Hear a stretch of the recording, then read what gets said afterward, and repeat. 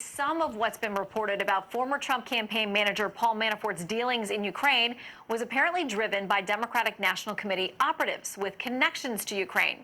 And Republicans on the House Intelligence Committee are pushing to call at least one of those people as a witness in the impeachment inquiry.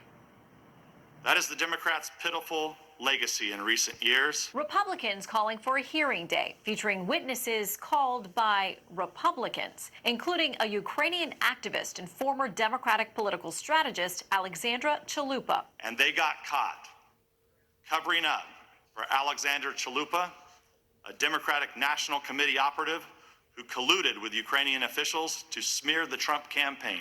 GOP interest in Chalupa stems from her work for the Democratic National Committee during the 2016 U.S. presidential campaign. Chalupa had worked in the White House Office of Public Liaison during the Clinton administration and was paid $412,000 by the DNC from 2004 to 2016, according to Federal Election Commission records. In April 2016, Chalupa spoke to a gathering of 68 journalists at the Library of Congress about former Trump campaign chairman Paul Manafort's prior advising of Russia-leaning Ukrainian politicians. The event was sponsored by a U.S. congressional agency called the Open World Leadership Center, which says it's nonpartisan. An email released by WikiLeaks dated May 3, 2016, from Chalupa to Luis Miranda, communications director of the DNC, said, "They put me on the program to speak specifically about Paul Manafort.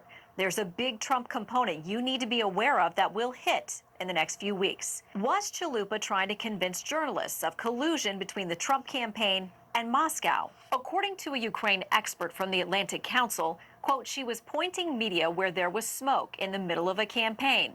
And indeed, there was a media firestorm that led to Manafort's resignation in the middle of the campaign. An important line of inquiry for Republicans would likely be Ukrainian politicians like Sergei Lyshenko, who kept a financial ledger about Paul Manafort. Chalupa told Fox News 2 years before special counsel Robert Mueller's report found no evidence of collusion between the Trump campaign and Russia that, quote, the evidence of collusion between Russia and Manafort is circumstantial at this point. That was in March 2017.